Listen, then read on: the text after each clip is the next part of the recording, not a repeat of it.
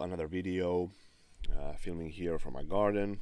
It's a fine warm summer morning here, the Finnish countryside, drinking my morning tea, and I thought I'd do a video that I have been thinking about this actually, doing this like many months already, and still not quite sure where this is heading, but I just wanted to do first I thought I'd do a series of like just a history of puukko, like concise history from the beginnings to the end, or the modern times, but then I just thought, for example, I have this book by Anssi Ruusuvuori. I met the author in the Finnish Puukkopäivät. This is fantastic book. So if you are knife enthusiast, so so puukko lover, or just in general knife enthusiast, this is highly recommendable book. So this is like the concise history of puukko, so I don't want to repeat things from this book really. So, but I will do here in my channel like returning videos with the title of like history of puukko, and then I will have a kind of a theme, or like a period or whatnot concerning the history of puukko. So I won't go like chronologically, and if I think that there's a nice aspect of the history of puukko, I will just concentrate the video on that. So this is maybe where like how I think I will do this.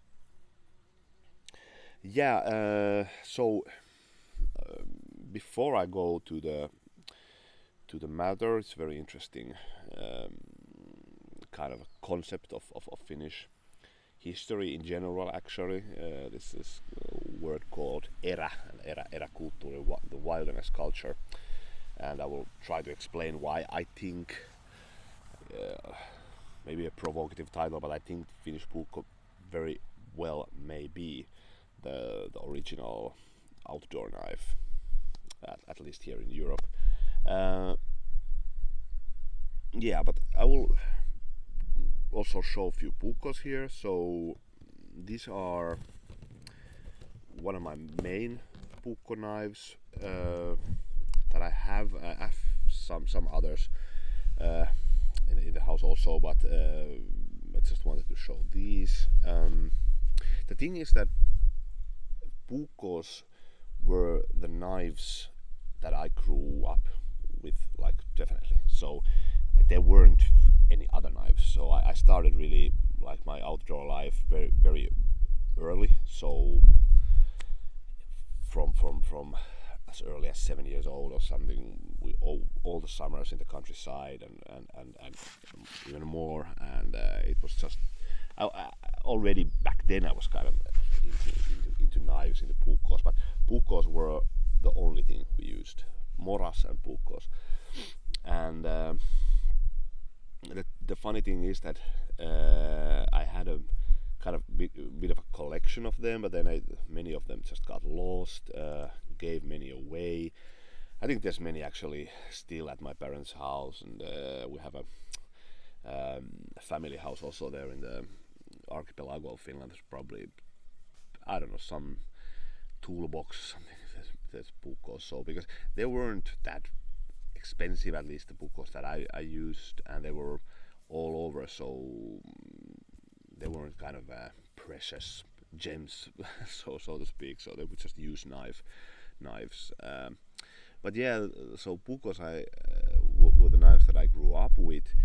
But then like when you grow up, you just kind of want to know a bit something different, and the grass is greener on the other side of the fence, so to speak. And then I got into other knives, like let's say mid 2000s.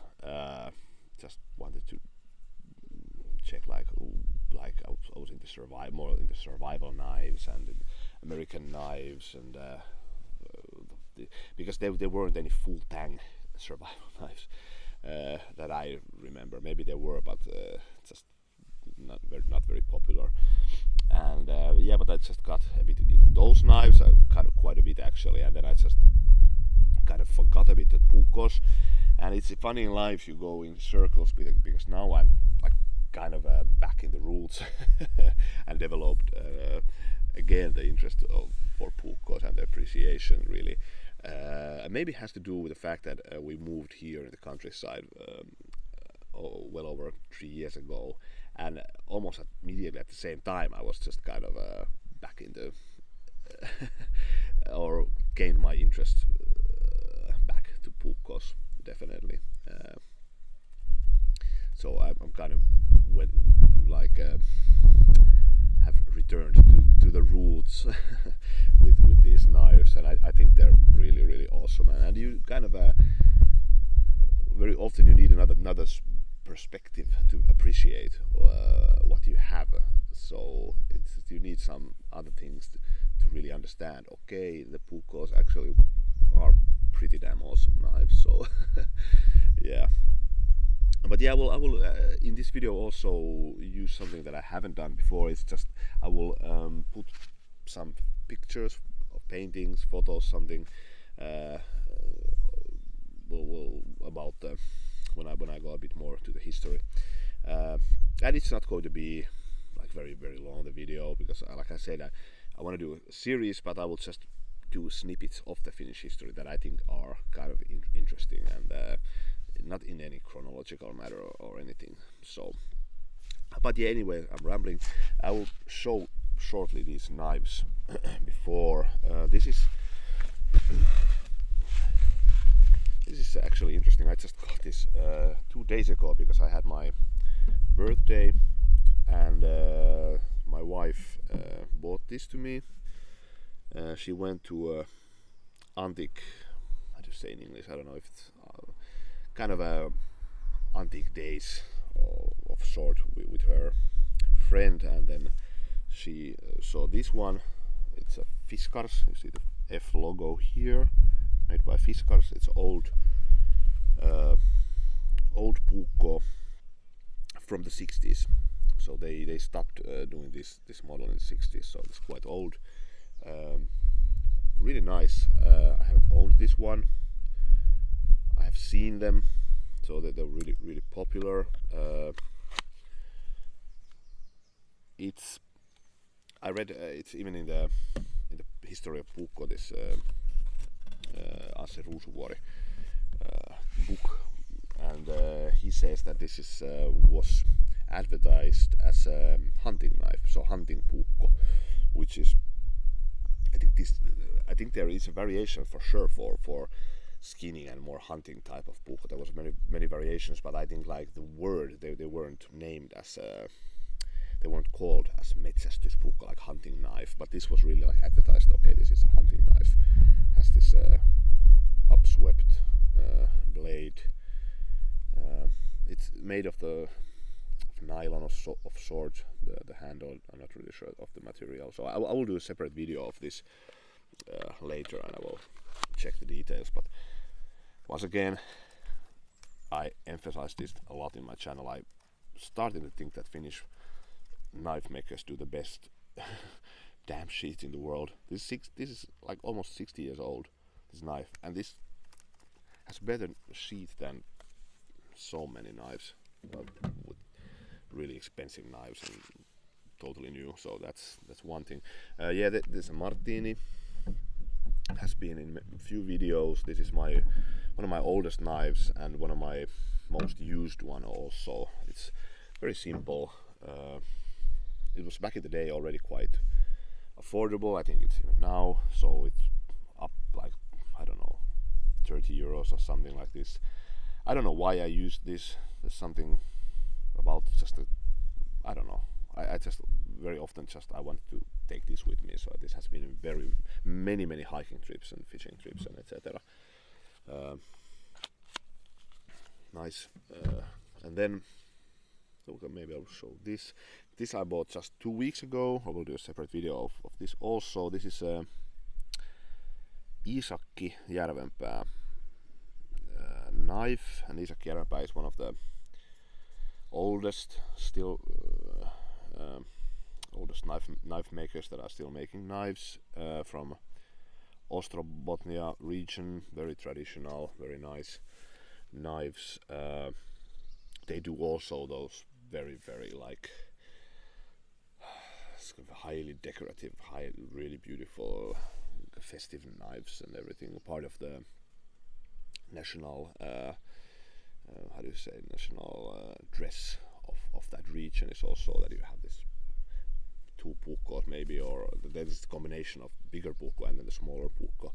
And yeah, I will put a picture here, but so very traditional knife maker. These were a bit of a, when I grew up, they were a bit more high-end knives, let's say to martinis. So almost everybody had a martini, but not everybody had a Iisakke. I had one Iisakke puukko, which was very nice. I thought at that time that the steel was actually, in my opinion, better, and also the craftsmanship is very nice. And this actually also nice. The sheet, by the way, nicely done, very sturdy. The feel sturdy, the leather. This is almost like unused, and I think it comes from, I don't know, early 90s or something. This particular knife. This is kind of a EDC, so not too long. So, and I bought this actually as a mushroom knife. I will do a separate video. I will explain why, but it's just I like to use smallish puukkos as a mushroom knife. So this I will test this as the mushrooms season starts. Yeah, then it's the Eräpuu, one of my latest knives that I bought. I love this. This is like archetypical. This could be also almost from National Museum or something, because the birch bark handles, if I'm not mistaken, were really much used in the ancient times. So this almost like a ancient Finnish puukko model, sort of. Very nice, very like highly usable knife with a great steel, 80 CRV2 and everything, and comes with a nice sheath that doesn't drop anywhere. This is once again, every one of these sheets are nice, so you don't have to worry about it. And it's also a theme when I will just explain in a while about the a bit about the word erä. So that's interesting word in Finnish culture, and also a lot to do with puukko, development of puukko. Yeah, this is also one of my latest one. I actually got this also as a birthday present from a friend here in the village. This is Fiskars knife, and this is the old Orijärvi model. And this was kind of one of the I believe this actually was at one point the most sold knife in Finnish history. So these were inexpensive. They were kind of a Finnish moras. Every classroom, woodwork classroom had one of these. Genius design, in my opinion, from Fiskars company. They should do this again. I'm really wondering why they're not doing this. Would be a smash hit, in my opinion. Very nice, not too thick. Does amazing feathers. And by the way, also this Iisakke Järvenpää, I just tested yesterday. These amazing for feather sticks. Upswept, very versatile blade. I actually very much could use this. This is old one from the 80s, but it also feels like completely unused. So this leather sheet, it's like brand new. And these are available in like second-hand market all the time. So I'm probably just going to use this very much, although this is so old, because they're not like that rare.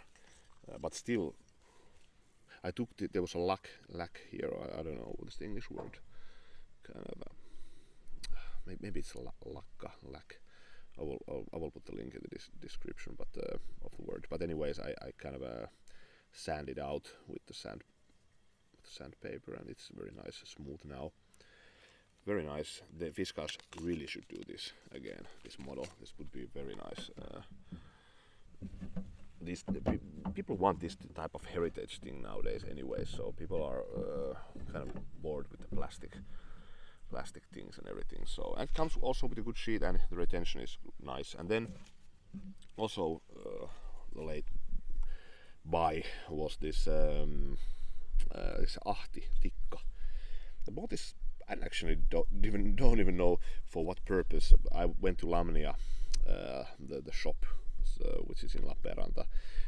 So I just wanted to have it. It was the last one they had, and it's really expensive. So I will do a separate video of this and probably name it like the most, like, how do you say, like the price quality ratio, insane price quality ratio with this one. This was 27 euros, and you have a very sturdy puukko, very well made, good steel, 80CRV2, once again Lauri metalli, very nice on the hand as a carving knife, maybe even as a mushroom knife, or just a general backup knife. Even comes with a leather sheath that also holds the knife in place, not going anywhere. Leather is really, I'm a big fan of leather sheets anyway, so they also held much longer. As many plastic sheets, they go after 10 years, they just crack because it's not organic material. So this, for example, it's still totally usable, much better than many new knife sheets that have been really disappointment. So every one of these are good. I don't own any puukko knives that doesn't have a good sheet actually. tells something. Okay, but these knives I want to show, and now I will go ahead with the history part. By the way, I just also got this as a birthday present from my wife. This is a book about the Finnish medieval times, and specifically 1 year in Finnish history, and in mid 15th century. So very nice read, and it also has some history of puukko here and about the eräkulttuuri specifically. So the thing is that why I think Finnish kind of a outdoor life is kind of special compared to Central Europe or other parts of Europe, let's say, and it has to do with of course, with the geographic position of Finland and etc. So there's many aspects that influence this. But the thing is that there's this word in Finnish language that is erä. So ER, and then this A with dots, ä. And it's very important word, and it means, like, roughly it means it can be used as a if you have an erä of like shipment, if you have an erä of you're building a house, then you have an erä of wood that you're using, you can use this erä. And or in payment, you can divide the payment in eräs, so it's used in that also, but the main thing is that it means part of something specifically. But the thing is that there's this word called erämaa, and maa means land, and erä means this thing I just explained. And if you combine these words, you have erämaa, and erämaa is very important, like totally common word in Finland. So you have erämaa-alueet, which is the wilderness area, so it means wilderness, erämaa. And it's even so important word that it's used as a loan word in Swedish language also. So they have a word erä, mark is land in Swedish. And so it's interesting part of Finnish history, because first of all, the Finnish farmers, the Finns in general, were much freer. They were free compared to other parts of Europe. So here weren't kind of a big noble houses or big dukes or counts who would own lots of lands, and then you have the farmers as a peasants. So feudalism. So this doesn't this didn't exist in Finnish history in a large scale. Of course, there was nobility, but they didn't own that much land compared to other parts of Europe. And so the farmers were mainly free in Finland, and people were free. Of course, you have nuances. So then you have farmers who owned a bit more land, and there were farmers who didn't own so much land. But basically, the people just own their own lands here. So there's a inherited concept of freedom, in my opinion, in Finnish culture anyway, and this also goes to show in the modern legal terminology, and also like we have this thing called like jokamiehen kulttuuri, every man's right. So everybody has a right to roam in other people's land, and you can fish even on other people's shores and whatnot. So there's this kind of freedom of the freedom of Rome. I think it translates, and this is also in Sweden and Norway. So it's kind of Nordic concept with a few differences.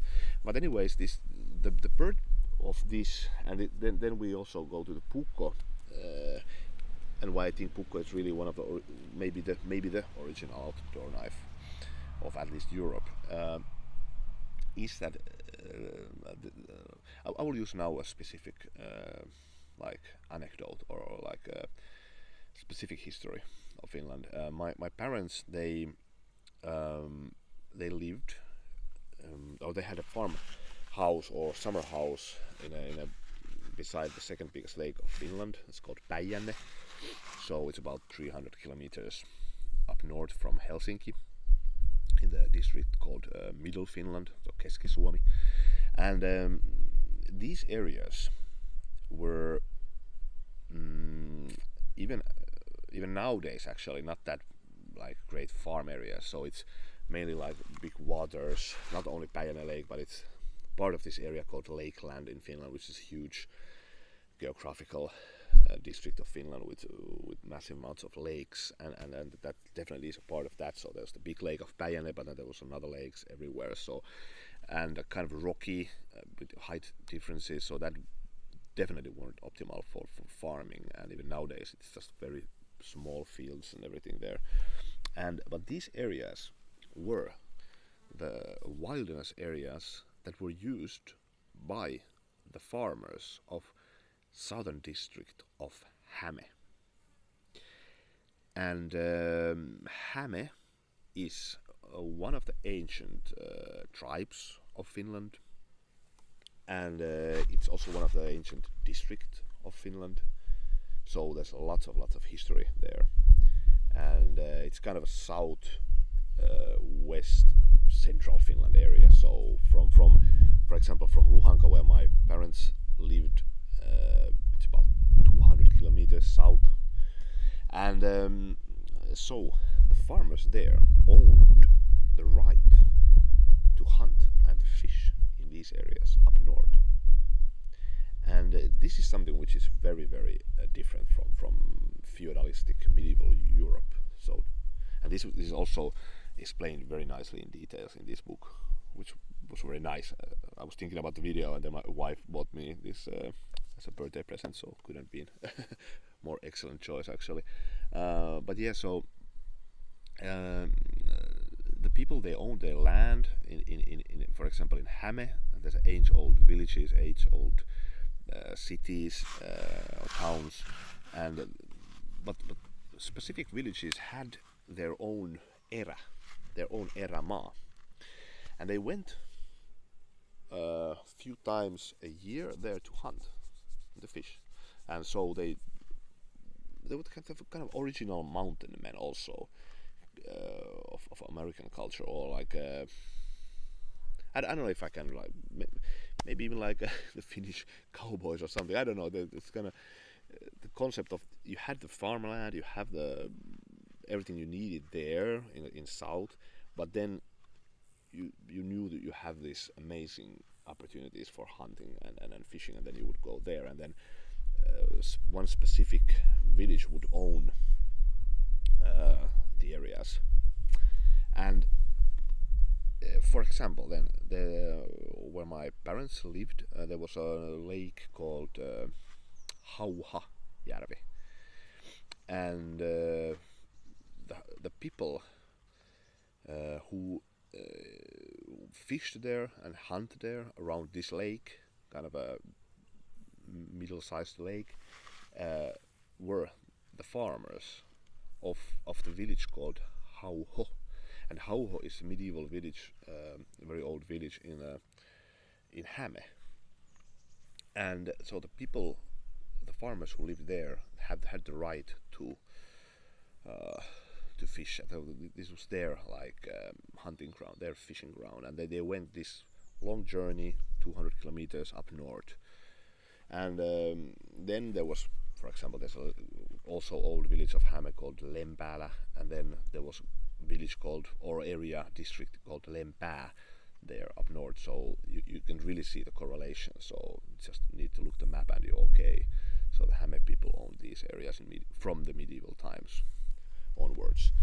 So that's really interesting. And then you needed to have, for this type of activity, you needed to have an outdoor knife. So because these two people they were hikers, they were mountain men, they were roamers in the wilderness. So you need to have a good belt knife. And also Anssi Ruusuvuori, I did a short interview with him, and he also correctly points out that, for example, in medieval Europe, you would have no need for that type of knife, because people who hunted, for example, and many parts fished, for example, in the rivers or something, they were the nobility.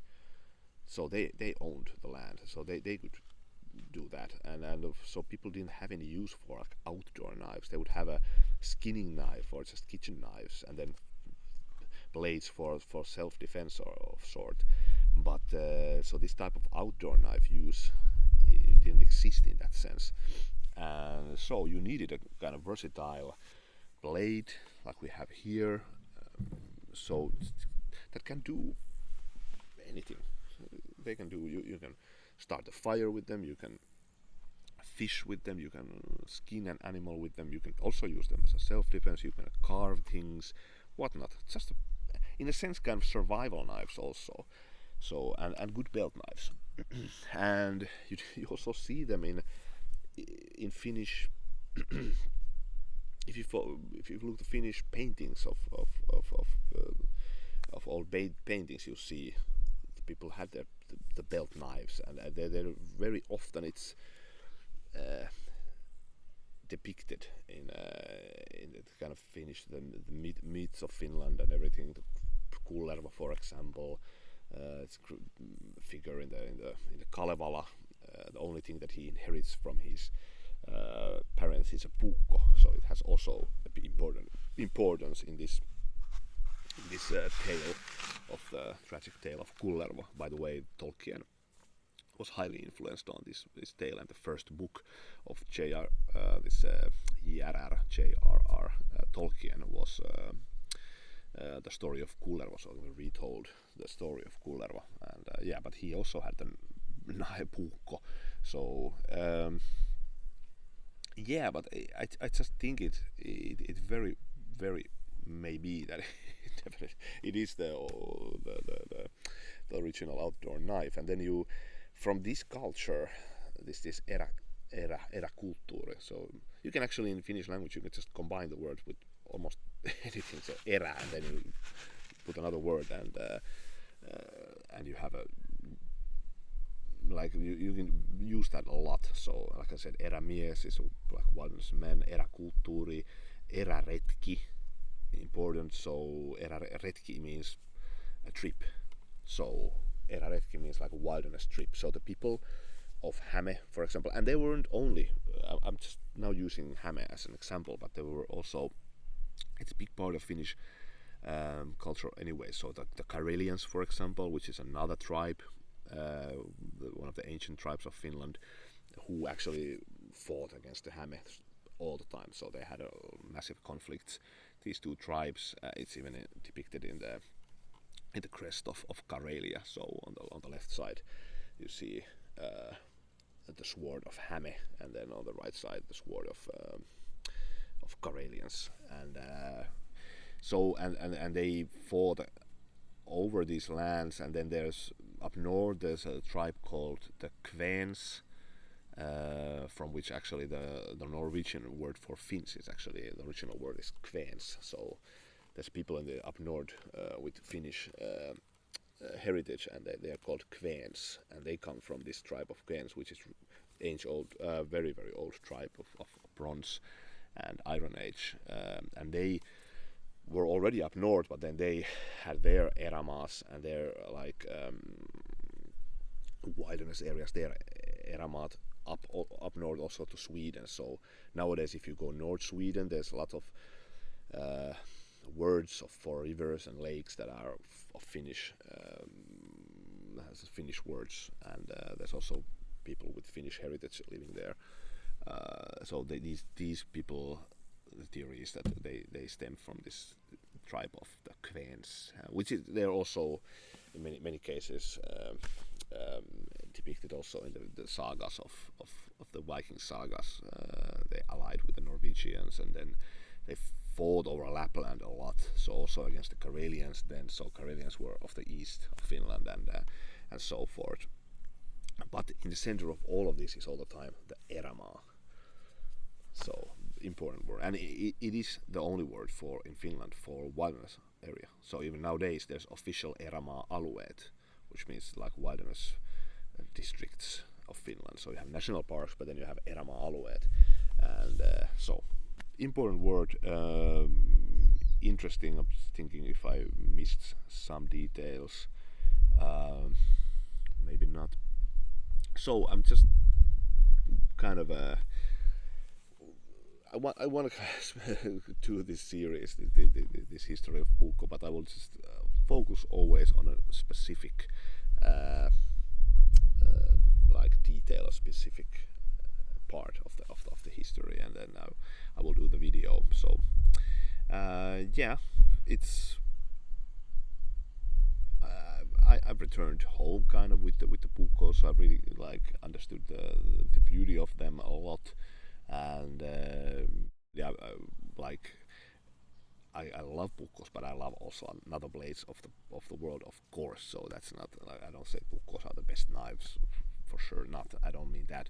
So, but it's important. It's historical also. That the historical importance is interesting, because, like I said, it really is like even from the early Middle Ages and in Iron Ages, you have founds of puukko. So it's very very old Nordic tradition. So, and it's still living the tradition, and it has many variations of and so forth. But yeah, so I will go ahead here, finishing my tea and continue my day. Thanks for suffering through this lecture.